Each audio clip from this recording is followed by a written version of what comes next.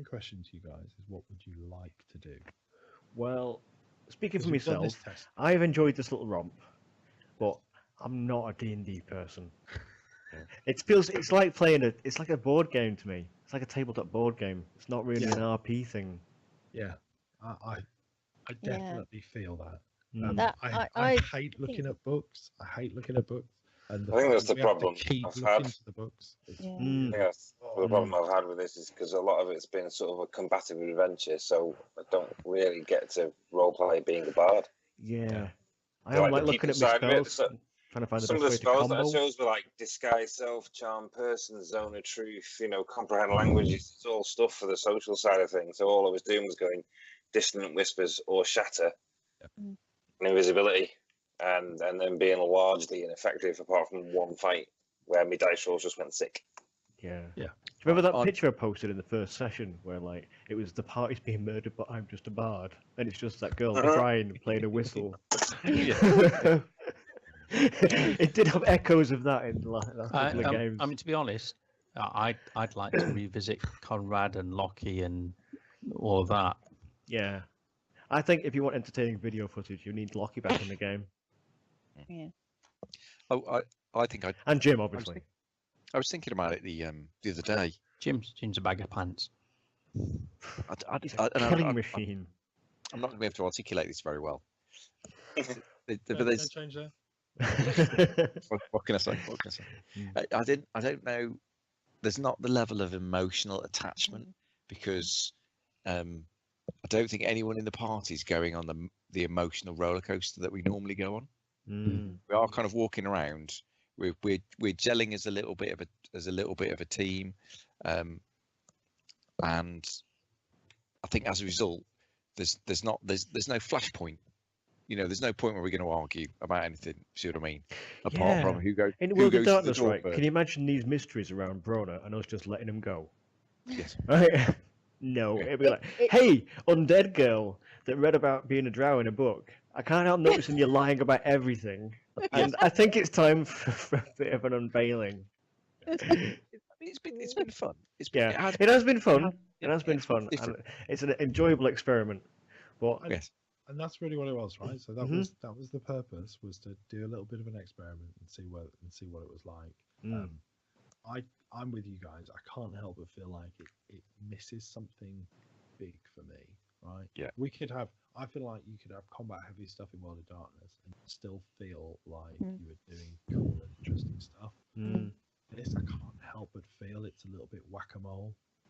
It's teeny boppy. It feels teeny boppy. You have to work to make it cinematic. Yeah. It's that kind of. It's not natural. It feels like a There's Jack no and grit. Coke with a little splash of Jack and a lot of Coke. yeah. Do you know what I mean? I was sat there the other day, I was like, fuck me, this is like the weakest Jack and Coke in the world. That's one of those where you lift it up and go, you put any Jack in this? Yeah. Yeah. The characters are interesting. It's just, I don't know. At the same time, Amarakis, he's great. But if he died, I think, I'm a new character. Like, I wouldn't be like, oh my god, everything I've invested in Amarakis is gone. Yeah. Yeah, you haven't got him much. I'd be like, yeah, I think Matt's right. There's no emotional attachment. I don't really know how to think as Shepherd. Yeah. Lockie's just a coat I put on. Yeah.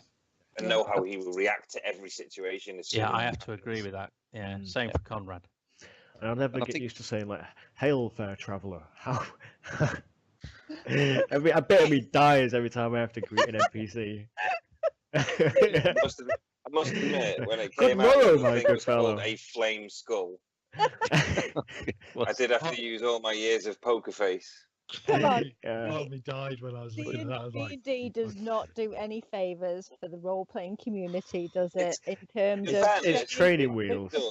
It does. It's really good for people just starting out and kids who are playing a simplistic game before they become more emotionally mature and want more out of a game and want a bit more story and plot. As a starter thing, it's great. But so I'm glad you've all finally come round to my way of thinking that we should definitely go back to World of Darkness. I never wanted to leave. Just one thing on the combat front as well. It never felt like it was ever going to be fatal. I disagree with that. I disagree with that. A flame skull doing 16 points. Yeah, actually, when that fireball came in full flame skull, actually, I was thinking, hardy wipe. When I blocked it with I know. No, I See think, the because that's very mortal. Hold on, Matt. Rules lawyer your way out of a World of Darkness situation. Good Yeah, luck. yeah.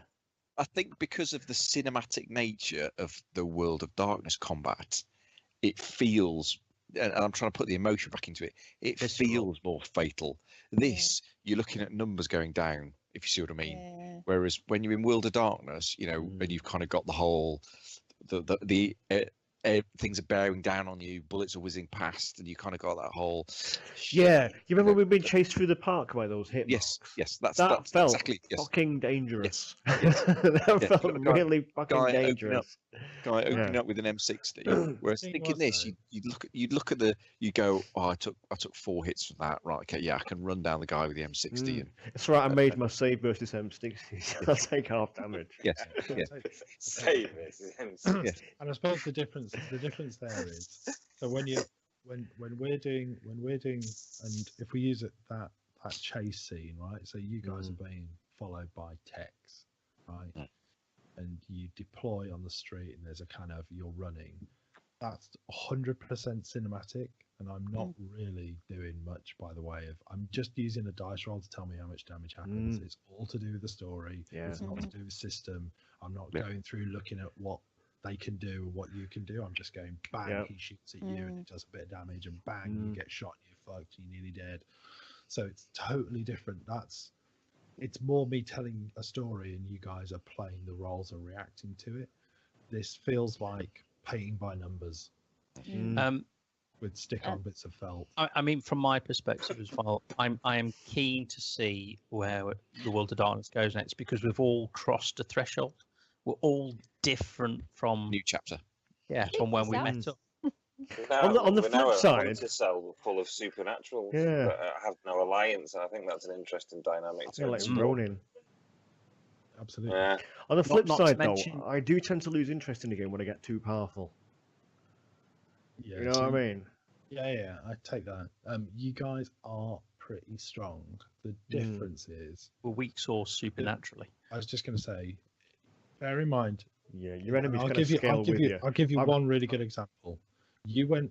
Imagine when we used to play mage, right?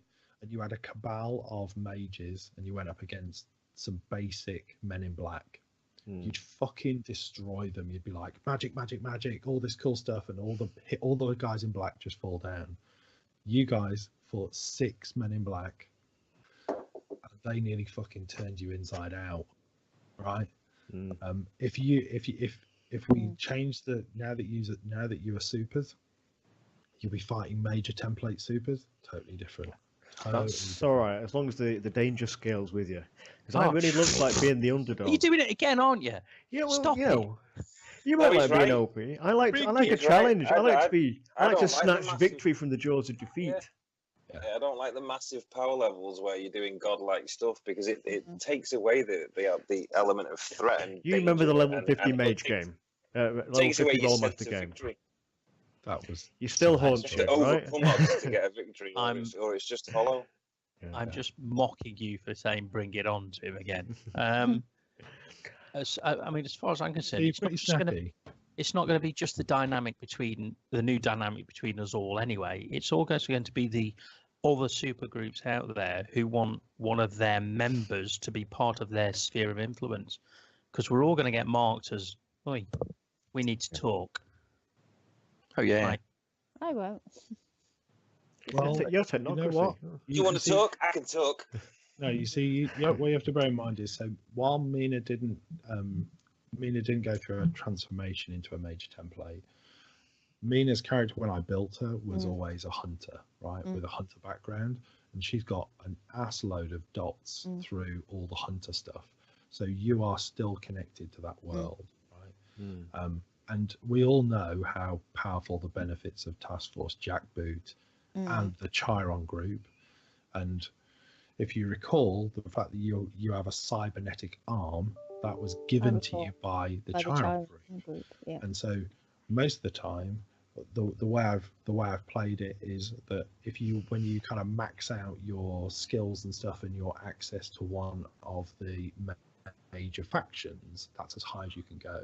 You've got two major factions that are playing into you. So you've got Chiron Group on one side and Task Force Jackboot, and they can give you some pretty snacky stuff as you guys have seen. So I think there's balance there. It does make her a bit of a gun junkie. So she's a pretty crack shot, and there'll be more cybernetic stuff to come. I won't reveal any too much more for what I've got planned for Mina, but there's more to come. Right, hit mark. But yeah, I mean, there's the difference. When I play Jim, I am Jim. When I play Amarakis, I bring up his character sheet. Yeah, I know what you mean. Yeah. I know exactly what you mean. Yeah. I think, I mean, if there had been a party wipe, would any of us have been that devastated, really? Or would we all be kind of thinking, I think we'd have laughed. It'd be like a wipe out in a board game. Go back to World of Darkness? Yeah. I think you're right. It's a nice analogy, actually. It would have been like a wipe in a board game. Everyone would have gone, oh, well, never mind, let's just rob a new character, right? Yeah. I think if you lost... if you lost Lockie, I would be crushed. Oh, my God. Yeah, we'd be devastated. I would be crushed, and I wouldn't... We'd all be crushed. I'd probably need a couple of weeks to even come up with a new concept. I'd be grieving. That's a good point that Mike Conrad. makes. I'd get back up the next day. Man down. Mike, it's a joke. Just to Mike's point, if the party lost Lockie, we'd all be devastated. We'd all feel the impact of that. Whereas if any of our D&D characters died, it'd be a bit like, oh, Brorna's gone. Yeah, right. Okay. We need to pick up a new wizard. Really? Yeah, Shephard's gone. That's right. That fucking drum was really annoying me. Well, I take that then as a valuable lesson in terms of the gaming stuff that we've played and how much value we place on story. So, given. Oh, absolutely. Maybe it's different if it plays like a year-long campaign. Well, it's the same with me with Earthdawn. I've ran it for a long time, but it's a very cinematic system because of the highly magical things that you can do. Absolutely. It's easy to picture and it's easy for me to run it, and it's the same for you for World of Darkness. You can just pull up the plots as you need them. Absolutely. And we're a bit more, I think now, it's a bit more grown up. It's a bit more our kind of thing. I was just going to say, I think it's a bit more, a bit closer to our sweet spot. We've talked a little bit before about having this quite mature view of the edge of darkness. Yeah, absolutely. And I've always classified our games as a bit Black Dog, a bit, they were World of Darkness plus. Right? I don't think it needs to. I think from where it finished, personally, I'd like to just have an opportunity to explore that new dynamic with us all having undergone the change, because it all happened with about 5 or 6 sessions to go. We had the big demon battle, and it's more like how we're going to be that singular cell of mixed supernaturals, still with a hunter mentality, and that how we've got to integrate with the rest of that kind of hunter community and the supers. I think that it doesn't need to be as long. It's just a nice opportunity to explore what happened towards the end of that chapter in a bit more detail and see where we go. Because what I'm thinking, or my thinking right now, is that you guys have all gone off. If you remember, you all essentially took on mentors. Within each of you took a mentor. So if you remember Conrad, there was another Geist and a crew that were part of the fight. Do you remember? I remember, but I don't remember any contact with them afterwards. So yeah, there's a connection there that you will have gone off to spend time with that crew. There's obviously a pack that were connected. If you remember the Mage Cabal, I think it was Mike's wife was a werewolf, so she kind of grabs hold of Lockie, and Lockie goes off to do some training with the werewolves. Mike probably, if you remember, Mike, you picked a different cabal. So there was a Mage Cabal that were like movie monsters. Do you remember, like the the Addams family? The Addams family. Yeah. You decided you wanted to go off with them. There's a set of essentially immortals. if you remember. So Matt would have gone off with the Immortals, and there was, if you remember, a bunch of hunter crews there doing stuff, and so Mina would have essentially stepped out to go and spend time with them. So my thinking was actually her dad's still captured, isn't he? So that would be her focus, yeah. So there's a set. My thinking was actually that the first game is a contact, is a reach out to each of you. So there's, in many ways, there's probably a couple of weeks of me working with each one of you to define the story gap, so that you've got a narrative that says from the point at which you kill the demon, what the fuck happened. And I'd love for you guys to work with me collaboratively on that. Yeah, so that there's, because if you remember, my thinking was it was a 3 month, so 3 to 6 month gap where you go to be mentored by these folks, because it's not something you don't pop and become a mage and then you're like suddenly capable over a couple of weeks. Something takes months to achieve. So my thinking was that actually you guys all break off. I need to do work with each of you on the story and how that transitions between the point in time and the point where you get a contact. And I was actually going to use Mina's story as the one that pulls you back together again. That says, and I don't want to go into it now, but is a call to action for you guys to step away from your training, take the training wheels off, and come and help Mina. I don't want to bring you back to London just yet. Let's not go meet the cross. Can we? I don't think we can. I think given that's the big finish, though, isn't it? Yeah, given the interactions you've had, right? Coming back is something you do, like when you guys are absolutely nails, and you're like, let's go take some. It's a big finish, isn't it? Yeah, the cross family, they're not an intermediate threat. No, they're like a supreme bad guy. Beatrice. She's still I haven't forgotten. Yeah, so there's stuff in there that are hooks in many ways, story hooks to drag you back to do different things. I think right now I'd like for you guys to stay in America for a period of time, and I think that my thinking was that you'll go to a place. So there'll be a place in America, and the trail for Mina's father will go cold in that place. And when you go there, there'll be a lot more supers there than one might imagine for some strange reason. And so you'll be able to get stuck into a medium to large style town. And in order to find what you need, you'll have to become part of that set of communities in order to try and drive the answers you need. So that was my thinking. That's cool. Hopefully that's of some interest. Definitely. I also, I was going to say, I also want to pick up with you guys about Erin, because obviously she left the group. Murder, death, kill. Yeah, she left the group, but she has neither forgiven nor forgotten what went on, and you lot obviously left, so she won't have had an easy way of contacting you, but it has always been her intention to make contact with you again in the future. No, you say revenge. You say cuddle. But her form of contact is you will wake up and she'll be there looming over your bed. We didn't leave on explicitly bad terms.